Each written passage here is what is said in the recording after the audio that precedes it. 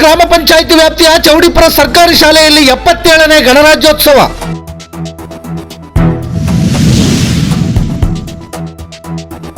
SDMC ಅಧ್ಯಕ್ಷರಾದ ರವಿಚಂದ್ರರವರಿಂದ ಧ್ವಜಾರೋಹಣ.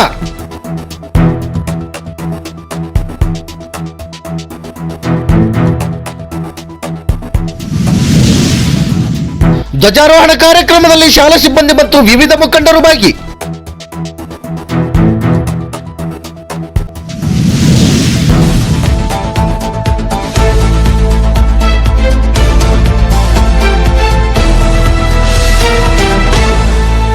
ವೀಕ್ಷಕರ, ಚಿತ್ರದುರ್ಗ ಜಿಲ್ಲೆ ಮೊಳಕಾಲ್ಮೂರು ತಾಲೂಕು ಕೋನಸಾಗರ ಗ್ರಾಮ ಪಂಚಾಯಿತಿ ವ್ಯಾಪ್ತಿಯ ಚೌಡಿಪುರ ಗ್ರಾಮದ ಸರ್ಕಾರಿ ಶಾಲೆಯಲ್ಲಿ 77ನೇ ಗಣರಾಜ್ಯೋತ್ಸವ ಕಾರ್ಯಕ್ರಮ ಅದ್ದೂರಿಯಾಗಿ ನೆರವೇರಿತು.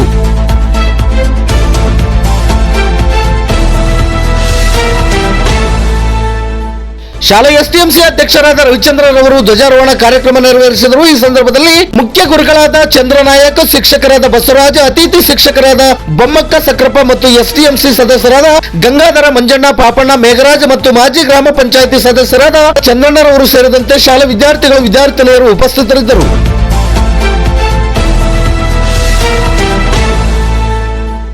ಕೋನಸಾಗರ ಡಿವಿಷನ್ ವರದಿಗಾರರು ರುದ್ರಮುನಿ ಮೂಲೆಮನೆ. ಇದು ಗರುಡ ನ್ಯೂಸ್. ನಾನು ಮಲ್ಲೇಶ್ ಕಮತೂರು.